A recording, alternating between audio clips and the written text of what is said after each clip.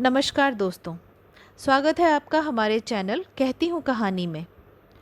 इस चैनल में हम हर हफ्ते आपके लिए साहित्य जगत से एक कहानी ढूंढ कर लाते हैं। उन लोगों के लिए जो पढ़ने पढ़ाने के शौकीन हैं, कथा कहानियों का रस लेना पसंद करते हैं, साहित्य से जुड़े रहना चाहते हैं लेकिन किसी वजह से इन किताबों को अब पढ़ नहीं पाते। तो दोस्तों, जो कहानी आज आपको सुनाने जा रही हूँ उसे लिखा है प्रेमचंद ने। प्रेमचंद युग प्रवर्तक लेखक थे। 1907 से 1936 के बीच उन्होंने बहुत से उपन्यास, कहानियाँ और लेख लिखे। तो आज की कहानी का नाम है नमक का दरोगा। जब नमक का नया विभाग बना और ईश्वर प्रदत्त वस्तु के व्यवहार करने का निषेध हो गया तो लोग चोरी छिपे इसका व्यवहार करने लगे। अनेक प्रकार के छल प्रपंचों का सूत्रपात हुआ। कोई घूस से काम निकालता था, कोई चालाकी से। अधिकारियों की पौबारा थी। इस दरोगा पद के लिए तो वकीलों का भी जी ललचाता था। मुंशी वंशीधर भी रोजगार की खोज में निकले। उनके पिता एक अनुभवी पुरुष थे। समझाने लगे, बेटा घर की दुर्दशा देख रहे हो, ऋण के बोझ से दबे हुए हैं। लड़कियां हैं कि घास फूस की तरह बढ़ती चली जाती हैं। मैं कगारे पर का वृक्ष हो रहा हूँ, न मालूम कब गिर पड़ूं। अब तुम ही घर के मालिक मुख्तार हो। नौकरी में ओहदे की ओर ध्यान मत देना, यह तो पीर का मज़ार है। निगाह चढ़ावे और चादर पर रखनी चाहिए। ऐसा काम ढूंढना जहाँ ऊपरी आय हो। मासिक वेतन तो पूर्णमासी का चांद है जो एक दिन दिखाई देता है और घटते घटते लुप्त हो जाता है। ऊपरी आय बहता हुआ स्रोत है, इससे सदैव प्यास बुझती है। वेतन मनुष्य देता है, इसी से उसमें वृद्धि नहीं होती। ऊपरी आमदनी ईश्वर देता है, इसी से उसमें बरकत रहती है। तुम तो स्वयं विद्वान हो, तुम्हें क्या समझाऊं। इस उपदेश के बाद पिताजी ने आशीर्वाद दिया। वंशीधर आज्ञाकारी पुत्र थे, ये बातें ध्यान से सुनी और तब घर से चले। इस विस्तृत संसार में उनके लिए धैर्य अपना मित्र, बुद्धि अपनी पथ प्रदर्शक और आत्मवलंबन ही अपना सहायक था। लेकिन अच्छे शकुन से चले थे। जाते जाते ही नमक विभाग के दरोगा पद पर प्रतिष्ठित हो गए। वेतन अच्छा था, ऊपरी आय का तो ठिकाना ही न था। वृद्ध मुंशी जी तो सुख संवाद मिलते ही फूले न समाये। महाजन कुछ नरम पड़े। कलावर की आशा लता लहलहाई। पड़ोसियों के हृदय में शूल उठने लगे। जाड़े के दिन थे और रात का समय। नमक के सिपाही चौकीदार नशे में मस्त थे। मुंशी वंशीधर को यहाँ आए अभी 6 महीनों से अधिक न हुए थे, लेकिन थोड़े से समय में ही उन्होंने अपनी कार्यकुशलता और उत्तम आचार से अफसरों को मोहित कर लिया था। अफसर उन पर बहुत विश्वास करने लगे थे।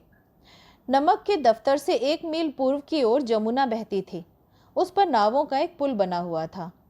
दरोगा जी किवाड़ बंद किए मीठी नींद सो रहे थे। अचानक आंख खुली तो नदी के प्रवाह की जगह गाड़ियों की गड़गड़ाहट और मल्लाहों का कोलाहल सुनाई दिया। उठ बैठे। इतनी रात गए गाड़ियां क्यों नदी के पार जाती हैं? अवश्य कुछ न कुछ गोलमाल है। तर्क ने भ्रम को पुष्ट किया।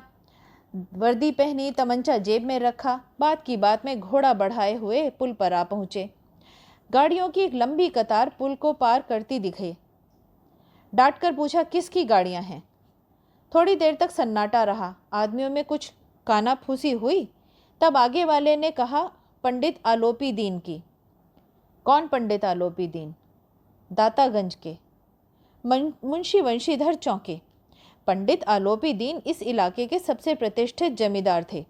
लाखों रुपए का लेन देन करते थे। इधर छोटे से बड़े कौन ऐसे थे जो उनके ऋणी न हो। व्यापार भी लंबा चौड़ा था। बड़े चलते पुर्जे आदमी थे। अंग्रेज अफसर उनके इलाके में शिकार खेलने जाते और उनके मेहमान होते। 12 मास सदाव्रत चलता रहता। मुंशी जी ने पूछा, गाड़ियां कहाँ जाएंगी? उत्तर मिला, कानपुर।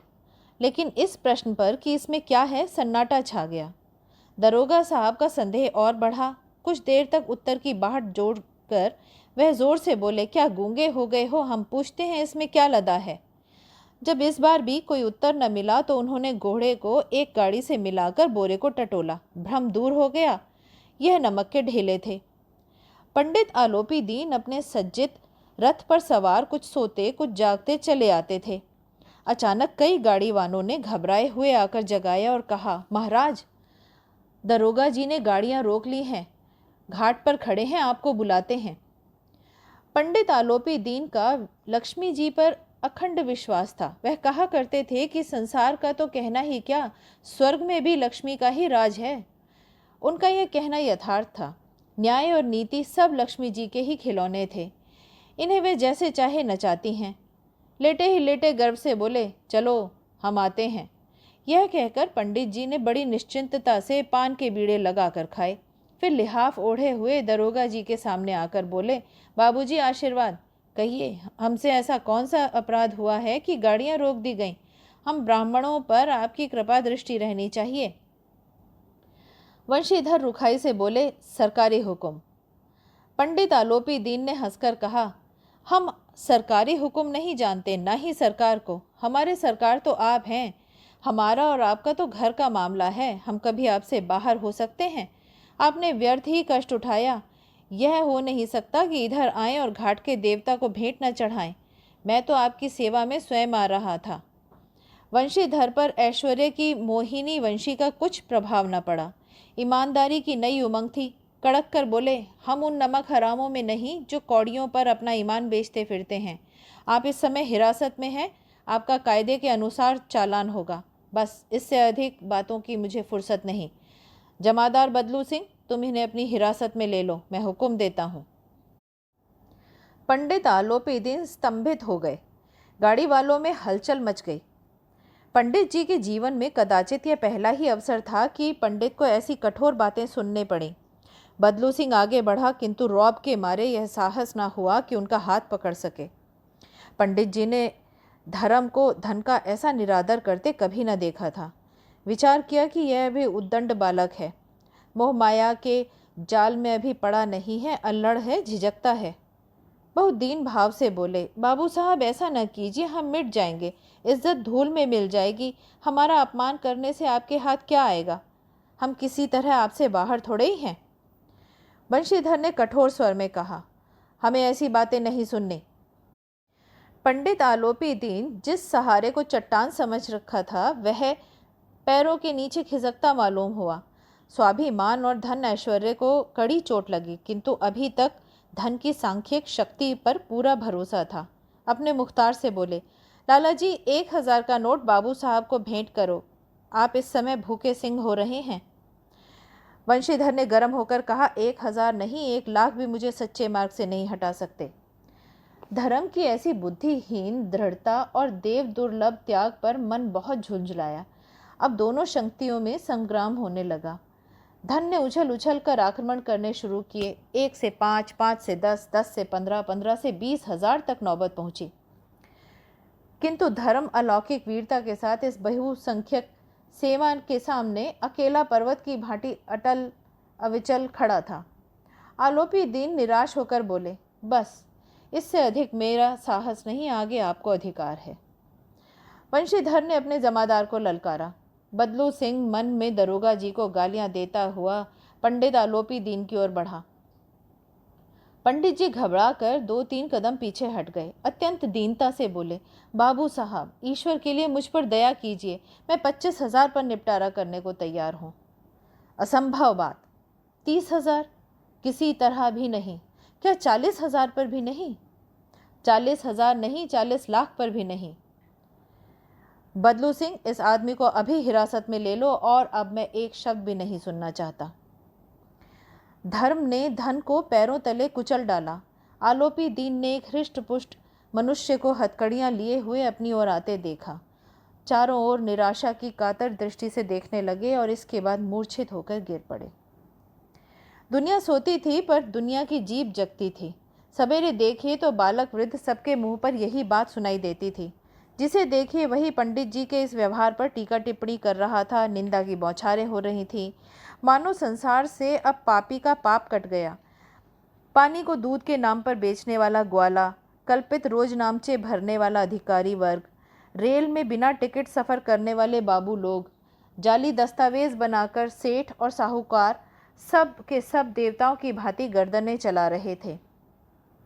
जब दूसरे दिन पंडित आलोपी दीन अभियुक्त होकर कांस्टेबलों के साथ हाथों में हथकड़ियाँ, हृदय में ग्लानि और क्षोभ भरे गर्दन लज्जा से झुकाए अदालत की तरफ चले तो शहर में हलचल मच गई। मेलों में कदाचित इतनी आंखें व्यग्र न होंगी, किंतु अदालत में पहुंचने की देर थी। पंडित आलोपी दीन इस अगाध वन के सिंह थे। अधिकारी वर्ग उनके भक्त, अमले उनके सेवक, वकील मुख्तार उनके आज्ञा पालक और अर्दली, चपरासी और चौकीदार तो उनके बिना मोल के गुलाम थे। उन्हें देखते ही चारों तरफ से दौड़ पड़े। सभी लोग विस्मित हो रहे थे, इसलिए नहीं कि आलोपी दीन ने क्यों यह कर्म किया, बल्कि इसलिए कि वह कानून के शिकंजे में कैसे आए। ऐसा मनुष्य जिसके पास असाध्य साधन करने वाला धन और अनन्य वाचालता हो, वह क्यों कानून के पंजे में आए। प्रत्येक मनुष्य उनसे सहानुभूति प्रकट करता था। बड़ी तत्परता से इस आक्रमण को रोकने के निमित्त वकीलों की एक सेना तैयार की गई थी। न्याय के मैदान में धर्म और धन का युद्ध ठन गया। वंशीधर चुपचाप खड़े थे। उनके पास सत्य के सिवा कोई बल न था, न स्पष्ट भाषण के अतिरिक्त कोई शस्त्र। गवाह थे किंतु लोभ से डामाडोल। यहाँ तक कि मुंशी जी को न्याय भी अपनी ओर से कुछ खिंचा हुआ दिख रहा था। वह न्याय के दरबार था, किंतु उसके कर्मचारियों पर पक्षपात का नशा छाया हुआ था। जहाँ पक्षपात हो वहाँ न्याय की कल्पना भी नहीं की जा सकती। मुकदमा शीघ्र ही समाप्त हो गया। डिप्टी मजिस्ट्रेट ने अपनी तस्वीर में लिखा, पंडित आलोपी दीन के विरुद्ध दिए गए प्रमाण निर्मूल और भ्रमात्मक हैं। वह एक बड़े भारी आदमी हैं। यह कल्पना के बाहर है कि उन्होंने थोड़े से लाभ के लिए ऐसा दुस्साहस किया हो। यद्यपि नमक के दारोगा मुंशी वंशीधर का अधिक दोष नहीं, लेकिन यह बड़े खेद की बात है कि उसकी उद्दंडता और विचारहीनता के कारण एक भले मानुस को कष्ट झेलना पड़ा। हम प्रसन्न हैं कि वह अपने काम में सजग और सचेत रहता है, किंतु नमक के मुकदमे की बढ़ी हुई नमक हलाली ने उनके विवेक और बुद्धि को भ्रष्ट कर दिया। भविष्य में उन्हें होशियार रहना चाहिए। वकीलों ने यह फैसला सुना और उछल पड़े। पंडित आलोपी दीन मुस्कुराते हुए बाहर निकले। स्वजन बांधवों ने रुपयों की लूट की। उदारता का सागर उमड़ पड़ा। उसकी लहरों ने अदालत की नींव तक हिला दी। जब वंशीधर बाहर निकले तो चारों ओर से उनके ऊपर व्यंग बाणों की वर्षा होने लगी।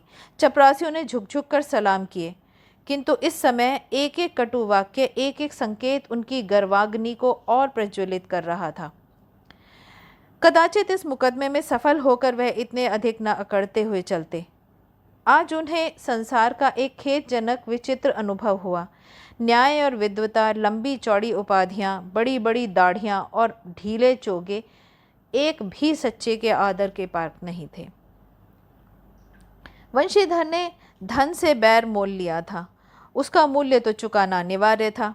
कठिनता से एक सप्ताह बीता होगा कि मुअत्तली का परवाना आ गया। कर्तव्य परायणता का दंड मिला। बेचारे भगना हृदय, शोक और खेद से व्यथित हो घर की ओर चले। बूढ़े मुंशी जी तो पहले से ही कुड़बुड़ा रहे थे कि चलते चलते इस लड़के को कितना समझाया था, लेकिन इसने एक न सुनी। सब मनमानी करता है। हम तो कलवार और कसाई के तकादे सहे, बुढ़ापे में भगत बनकर बैठे और वहाँ बस यही सूखी तनख्वाह। हमने भी नौकरी की है और कोई ओहदेदार नहीं थे, लेकिन काम किया है, दिल खोल कर किया, और आप ईमानदार बनने चले हैं। घर में चाहे अंधेरा हो जाए, लेकिन मस्जिद में अवश्य दिया जलाएंगे। खेद है ऐसी समझ पर। लिखना पढ़ना सब अकारत गया। इसके थोड़े ही दिन बाद जब मुंशी वंशीधर इस दुर्वस्था में घर पहुँचे तो बूढ़े पिता को समाचार मिला तो उन्होंने सर पीट लिया। बोले, जी चाहता है कि तुम्हारा और अपना सर फोड़ लूँ। बहुत देर तक पछता पछता कर हाथ मलते रहे। क्रोध में कुछ कठोर बातें भी कही। यदि मुंशी वंशीधर वहाँ से टल न जाते तो अवश्य ही क्रोध विकट रूप धारण कर लेता। वृद्धा माता को भी दुख हुआ। जगन्नाथ और रामेश्वर की यात्रा की कामनाएं मिट्टी में मिल गईं। पत्नी ने तो कई दिन तक सीधे मुंह बात नहीं की। इसी प्रकार एक सप्ताह बीत गया। संध्या का समय था। बूढ़े मुंशी जी बैठे राम नाम की माला जप रहे थे। इसी समय उनके द्वार पर सजा हुआ रथ आ रुका। हरे और गुलाबी पर्दे, पछाहिए बैलों की जोड़ी, उनकी गर्दन में नीले धागे, सींगें पीतल से जड़ी हुई। कई नौकर लाठियां कंधों पर रखे साथ थे। मुंशी जी आगवानी को दौड़े। देखा तो पंडित आलोपी दीन हैं। झुककर दंडवत की और लल्लो चप्पो की बातें करने लगे। हमारा भाग्य उदय हुआ जो आपके चरण इस द्वार पड़े हैं। आप हमारे पूज्य देवता हैं, आपको कौन सा मुंह दिखाएं, मुंह में तो कालिख लगी हुई है। किंतु क्या करें, लड़का अभागा कपूत है, नहीं तो आपसे क्यों मुंह छिपाना पड़ता। ईश्वर निसंतान रखे, पर ऐसी संतान न दे। आलोपी दीन ने कहा, नहीं भाई साहब, ऐसा न कहिए। मुंशी जी ने चकित होकर कहा, ऐसी संतान को और क्या कहूँ। आलोपी दीन ने वात्सल्यपूर्ण स्वर में कहा, कुल तिलक और पुरखों की कीर्ति उज्जवल करने वाले संसार में ऐसे कितने धर्मपरायण मनुष्य हैं जो धर्म पर अपना सब कुछ अर्पण कर सकें। पंडित आलोपी दीन ने वंशीधर से कहा, दरोगा जी, इसे खुशामद न समझिए। खुशामद करने के लिए मुझे इतना कष्ट उठाने की ज़रूरत न थी।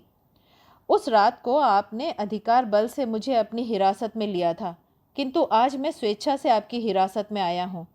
मैंने हजारों रईस और अमीर देखे, हजारों उच्च पदाधिकारियों से काम पड़ा, किंतु मुझे परास्त किया है तो आपने। मैंने सबको अपना और अपने धन का गुलाम बनाकर छोड़ दिया था। मुझे आज्ञा दीजिए कि मैं आपसे कुछ विनय कर सकूं। वंशीधर ने आलोपी दीन को आते देखा तो उठकर सत्कार किया, किंतु स्वाभिमान के साथ। समझ गए थे कि ये महाशय मुझे लज्जित करने और जलाने आए हैं। क्षमा प्रार्थना की चेष्टा नहीं की, वरन उन्हें अपने पिता की यह ठकुर सुहाती की बात असह्य प्रतीत हो रही थी। किंतु पंडित जी की बातें सुनी तो मन का मैल मिट गया। पंडित जी की आंखों की ओर उड़ती हुई दृष्टि से देखा, सद्भाव झलक रहा था।